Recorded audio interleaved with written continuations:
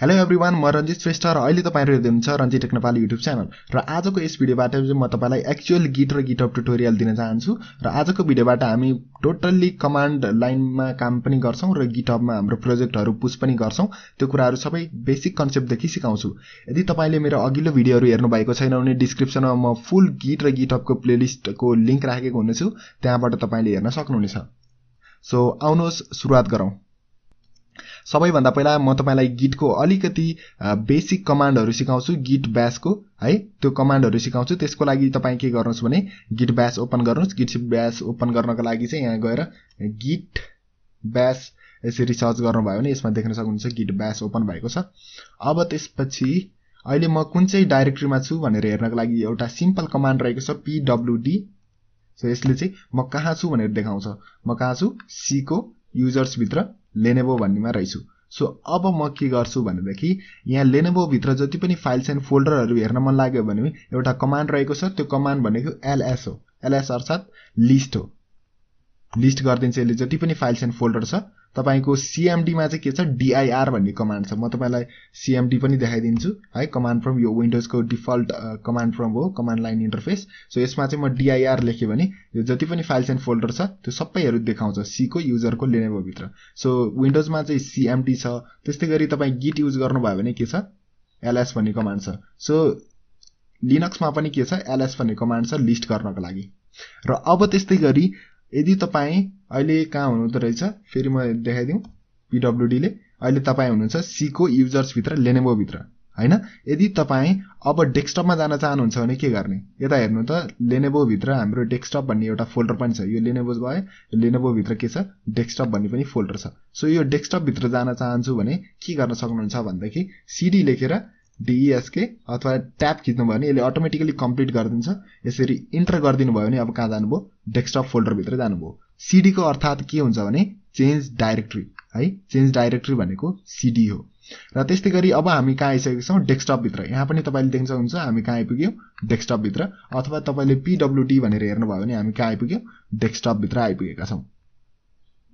र त्यस्तै गरी म डेस्कटपमा एउटा फोल्डर पनि बनाउन सक्छु। तपाईले सिधै राइट क्लिक गरेर यसरी न्यू मा गएर न्यू फोल्डर पनि क्रिएट गर्न सक्नुहुन्छ। तर कमान्ड लाइनबाट गर्नुभयो भने यति फास्ट सजिलै फोल्डरहरु बनाउन सकिन्छ। हेर्नु होला कसरी बन्छ। सो त्यसको कमान्ड रहेको छ mkdir।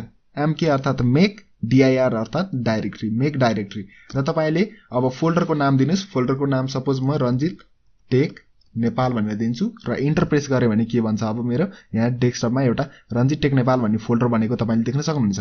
अब हामी अहिले कहाँ छौं? pwd भनेर हेर्नु भयो भने हामी डेस्कटप भित्रै छौं। अब त्यसपछि म यो रञ्जित टेक नेपाल फोल्डर भित्र जान चाहन्छु भने फेरि म के गर्छु? सीडी रञ्जित टेक गरे र त्यसपछि ट्याब खिचे भने अटोमेटिकली यसले कम्प्लिट गर्दिन्छ। र म कहाँ गए अहिले? रञ्जित टेक नेपाल भन्ने फोल्डर भित्र गएँ। र सपोज म रञ्जित टेक नेपाल फोल्डर भन्दा एक स्टेप ब्याक आउन चाहन्छु अर्थात म डेस्कटपमा आउन चाहन्छु भने पनि त्यसको पनि कमान्ड रहेको छ। त्यसको कमान्ड हो cd डट भन्ने कमान्ड रहेको छ। cd डट भन्ने कमान्डले चाहिँ कहाँ आए? म डेस्कटप भित्र आए। सो यसरी एक स्टेप ब्याक पनि आउन सक्नुहुनेछ। सो म पहिला कहाँ थिएँ? रञ्जित टेक नेपाल भित्र थिएँ र मैले cd डट भनेर खिचे भने कहाँ आइपुगे? म अहिले डेस्कटप भित्र आएको छु। र त्यस्तै गरी म फेरि रञ्जित टेक नेपाल भित्रै जान्छु। तपाईलाई अरु कुराहरु पनि सिकाउँछु। सो रञ्जित टेक नेपाल भित्र म गएँ र त्यसपछि अलिकति यो मेसी भइरहेको छ। यसलाई चाहिँ म स्क्रिन क्लियर गर्दिन्छु। स्क्रिन क्लियर गर्ने कमान्ड के हो?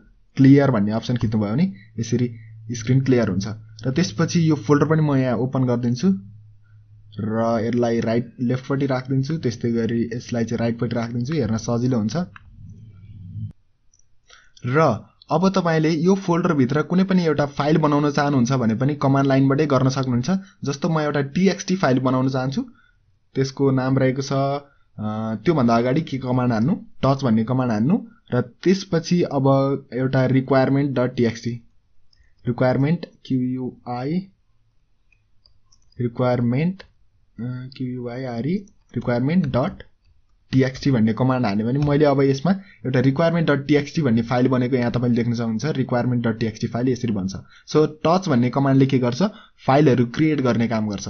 जस्तो म एउटा टच index.html भनेर यसरी क्लिक गरे भने के गर्छ index.html भन्ने फाइल बनाइदिन्छ सो टच कमान्डले जहिले पनि के गर्छ फाइलहरु बनाउनको लागि युज हुन्छ त्यस्तै गरी यो फोल्डर भित्र अर्को एउटा फोल्डर बनाउन चाहनुहुन्छ भने फेरि के गर्न सक्नुहुन्छ mkdir त्यसपछि सब फोल्डर भनेर राख्दिए म यसको नाम सो यहाँ देख्न सक्नुहुन्छ सब फोल्डर यसरी सजिलैसँग तपाईले कमान्ड लाइनबाटै फाइल्स बनाउन सक्नुहुन्छ फोल्डरहरु बनाउन सक्नुहुन्छ सो म यसलाई अहिले के गर्दिन्छु डिलिट गर्दिन्छु र त्यसपछि के गर्छु भन्दाखेरि touch new file dot txt भन्ने एउटा फाइल बनाउँछु यहाँ न्यू फाइल भन्ने फाइल बनाए अब त्यसपछि मेरो यो रन्जित टेक नेपाल भन्ने फोल्डरमा जति पनि फाइलहरु छ त्यसलाई म ट्र्याक गर्न चाहन्छु गिट युज गर्न चाहन्छु यसलाई म गिट रिपोजिटरी बनाउन चाहन्छु भने के गर्ने अब त्यसको बारेमा सिकौं सो त्यो भन्दा अगाडि अलिकति म गिट कन्फिगरेसन गर्न सिकाउँछु गिटलाई कन्फिगर गर्न पर्ने हुन्छ सो गिट कन्फिगरेसन गर्नको लागि के गर्नुस् गिट कन्फिग त्यसपछि हाइफन ग्लोबल यो भनेको चाहिँ के हो भने तपाईको आफ्नो युजर इन्फर्मेसनहरु गिटलाई प्रोवाइड गर्नुपर्ने हुन्छ जसको कारण तपाईले जति पनि अपडेटहरु गर्नुहुन्छ आफ्नो प्रोजेक्टमा त्यो कसले गरेको हो भन्ने कुराहरु थाहा पाउँछ so Git config hyphen global र त्यसपछि युजर डट नेम गर्दिनुस् र यति गरिसकेपछि तपाईको युजर नेम प्रोवाइड गर्दिनुस् मैले रन्जित प्रोवाइड गरे र इन्टर प्रेस गर्छु र त्यसपछि फेरि गिट कन्फिग हाइफन ग्लोबल र युजर डट इमेल र त्यसपछि तपाईको आफ्नो इमेल प्रोवाइड गर्दिनुस् इमेल प्रोवाइड गर्दिँदाखेरि गिटहब अकाउन्ट साइन अप गर्दा जुन चाहिँ इमेल युज गर्नु भएको थियो त्यही नै प्रोवाइड गर्दिनुस्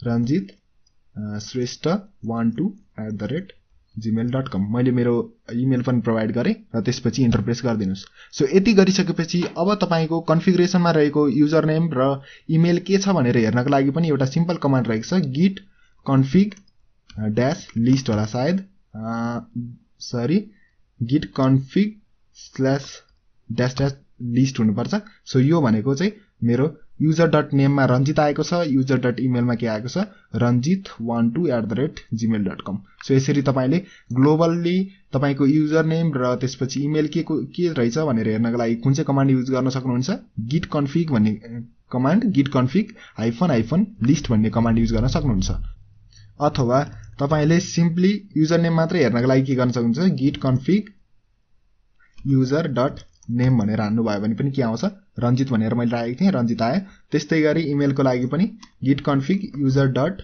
इमेल भनेर हान्नु भयो भने के आउँछ ranjit12@gmail.com सो यसरी हाम्रो गिट कन्फिगरेसन सकिएको छ अब त्यसपछि म यो रञ्जित टेक नेपालमा मैले के बनाएको थिएँ न्यू फाइल भन्ने एउटा txt फाइल बनाएको थिएँ यसमा चाहिँ म केही कुराहरु लेख्दिन्छु This is the demo project for Git and Github tutorial in Nepali भनेर लेख्ने त्यसपछि यसलाई मैले सेभ गर्दै अहिले र त्यसपछि मैले यो रञ्जित टेक नेपाल भित्र भएको जति पनि फाइलहरुलाई के छ अब म गिटहबमा पुश गर्न चाहन्छु भने अब कसरी गर्ने त्यो कुराहरु पनि सिक्छौं सो त्यसको लागि मैले तपाईलाई के भनेको थिएँ पहिला एउटा अब गिटमा के गर्ने अब गिटलाई ट्र्याक गरोस् भन्ने चाहनुहुन्छ भने सबैभन्दा पहिला मैले यो फोल्डरमा के गर्छु गिटलाई राख्छु गिटलाई राख्नको लागि के गर्ने गिट इनिट भन्ने कमान्ड छ सो अहिले मैले यो गिट इनिट कमान्ड कहाँ हानेको छु रञ्जित टेक नेपाल फोल्डर भित्र हानेको छु हेर्नुस् है यो जहिले पनि तपाईले विचार गर्नुपर्ने कुरा हुन्छ सो गिट इनिट गरेर इन्टर प्रेस गरे भने अब तपाईले यसमा देख्न सक्नुहुन्छ एउटा नयाँ एउटा डट गिट भन्ने एउटा फोल्डर बनेको देख्न सक्नुहुन्छ अब यसमा मेरो जति पनि गिटको कन्फिगरेसनहरु रहेको छ त्यो सबै यसमा देख्न सक्नुहुन्छ अब मैले अघि तपाईलाई के भनेको थिएँ अब यो रञ्जित टेक नेपाल भित्र जति पनि फाइलहरु छ त्यसलाई ट्र्याक गर्न चाहनुहुन्छ भने कहाँ राख्ने त्यसको लागि के कमान्ड युज गर्ने त्यसको बारेमा मैले अघिल्लो भिडियोमा भनिसकेको छु यदि तपाईले त्यो भिडियो हेर्नु भएको छैन भने त्यो भिडियो यो भिडियो हेर्नु भन्दा अगाडि हेर्नु होला सो अब म के गर्छु यहाँ भएको फाइलहरुलाई स्टेजिङ एरियामा लगेर राख्छु सो त्यसको लागि के कमान्ड रहेको छ गिट एड र त्यसपछि के छ मेरो फाइलको नाम न्यू फाइल डट txt र इन्टर प्रेस गर्दिनुस् अब मेरो के छ Git add new file dot txt यो चाहिँ कहाँ गयो अब मेरो स्टेजिङ एरियामा छ सो मैले स्टेजिङ एरियामा छ कि छैन भनेर थाहा पाउने कसरी थाहा पाउने भन्दाखेरि त्यसको लागि पनि एउटा कमान्ड रहेको छ गिट स्ट्याटस भन्ने कमान्ड हान्नु भयो भने अब के गर्छ नो कमिट एट कमिट अहिलेसम्म भएको छैन तर के छ न्यू फाइल डट टीएक्सटी लाई चाहिँ कमिट गर्न बाँकी छ भनेको छ। सो यो न्यू फाइल डट टीएक्सटी अहिले हाम्रो कहाँ छ स्टेजिङ एरियामा छ। सो यसलाई कमिट गर्नको लागि अब हामीले के कमान्ड युज गर्छौं git commit र त्यसपछि एउटा मेसेज पनि पास गर्नुस् -m लेखेर र त्यसपछि अब यसमा के गर्नुस् भने न्यू फाइल एडेड भनेर एउटा मैले मेसेज लेखेँ। तपाईले जे मेसेज लेख्दा पनि हुन्छ यो उ भित्र इन्भर्टेड कमा भित्र र त्यसपछि इन्टर प्रेस गर्दिनुस्। सो यसरी अब हाम्रो एउटा कमिट भएको छ। अब म यो कमिटलाई के गर्छु GitHub मा पुश गर्छु। सो GitHub मा पुश गर्नको लागि के गर्नुस् GitHub ओपन गर्नुस्। github.com र त्यसपछि अब तपाईले एउटा रिपोजिटरी बनाउनुस् है। एउटा रिपोजिटरीमा राख्छौं हामीले पुश गरेको कुराहरु। त्यसको लागि प्लस आइकनमा क्लिक गर्नुहोस् र त्यसपछि न्यू रिपोजिटरीमा क्लिक गर्नुहोस् र रिपोजिटरी नेम दिनुस्। म अहिले यसमा रञ्जित टेक नेपाल नै दिन्छु। तपाईले अर्को नाम पनि दिन सक्नुहुन्छ। डिस्क्रिप्सन अप्सनल भनेको छ यसमा अहिले म केही पनि राख्दिन। त्यस्तै गरी तपाईले पब्लिक हो कि प्राइभेट हो चुज गर्न पनि सक्नुहुन्छ। पब्लिक भनेको तपाईले बनाउनु भएको रिपोजिटरी अरु सबैले देख्न सक्छ है। तपाईले बनाउनु भएको रिपोजिटरी भित्र के फाइलहरु रहेको छ सबै देख्न सक्छ र त्यस्तै गरी प्राइभेट भनेको चाहिँ तपाईले मात्र देख्न सक्नुहुन्छ। पहिला यो GitHub मा प्राइभेट रिपोजिटरी बनाउनको लागि पनि पैसा तिर्न पर्थ्यो। अहिले भने पैसा तिर्न पर्दैन।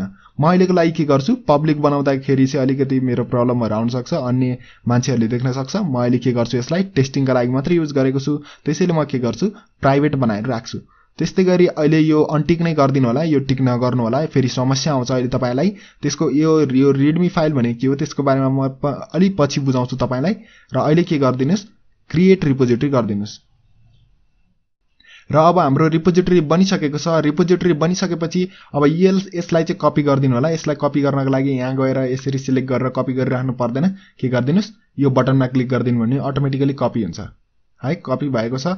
अब त्यसपछि तपाई आफ्नो गिट ब्याशमा जानुस्। म यसलाई क्लियर गर्दिन्छु। अब के गर्ने हामीले पुश गर्नको लागि कुन चाहिँ कमान्ड युज गर्ने भनेर भनेका थियौं भनेदेखि git push र त्यसपछि अघि मैले कपी गरेको लिंकलाई पेस्ट गर्दिनुस् है। र पेस्ट गरिसकेपछि के गर्नुस् एउटा मास्टर भनेर टाइप गर्नुस्। यहाँ तपाईले देख्न सक्नुहुन्छ मास्टर। ओके यसरी मास्टर भनेर प्रेस गर्दिनुस् र त्यसपछि इन्टर गर्दिनुस्।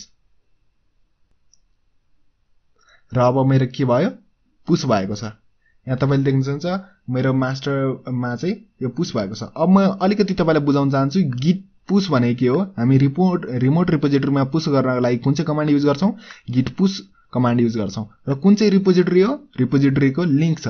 र त्यस्तै गरी हामी एउटा ब्रान्चको कन्सेप्ट आउँछ। त्यो ब्रान्चको कन्सेप्ट अलि पछि म तपाईलाई बुझाउँछु। अहिले चाहिँ के गर्नुस् जहिले पनि मास्टर ब्रान्चमा लगेर राख्नुस्। सो मास्टर भनेको यो के हो ब्रान्चको नाम हो। सो मास्टर ब्रान्च जहिले पनि डिफल्ट रूपमा गिटहबले के छ एउटा मास्टर ब्रान्च बनाइदिन्छ। अब मैले यो पुश गरिसके भनेपछि यो न्यू फाइलहरु के हुन्छ मेरो गिटहब रिपोजिटरीमा पनि देखिन पर्यो। सो हेरौं गिटहब रिपोजिटरीमा मेरो फाइल छ कि छैन। यसलाई एकचोटी म रिफ्रेश गर्दिन्छु। ओके यहाँ तपाईले देख्न सक्नुहुन्छ न्यू फाइल आइसकेको छ। यसरी चाहिँ तपाईले अब आफ्नो फाइलहरुलाई के गर्न सक्नुहुन्छ पुश गर्न सक्नुहुन्छ। सो आजको लागि यस भिडियो यति नै। तपाईले आजको भिडियोमा के जान्नु भयो कुनै पनि एउटा प्रोजेक्टमा रहेको फोल्डरहरुलाई फाइल्सहरुलाई गिटहबमा पुश गर्ने तरिका सिक्नु भयो। र अन्य अरु भिडियोमा अलिकति कम्प्लेक्स पार्टहरु पनि म तपाईलाई सिकाउँछु। So thank you for watching. आजको यस भिडियो तपाईलाई मन परेको छ भने अवश्य पनि लाइक गर्न नभुल्नु होला र कमेन्ट गर्न पनि नभुल्नु होला केही प्रब्लम आएको छ भने। So thank you.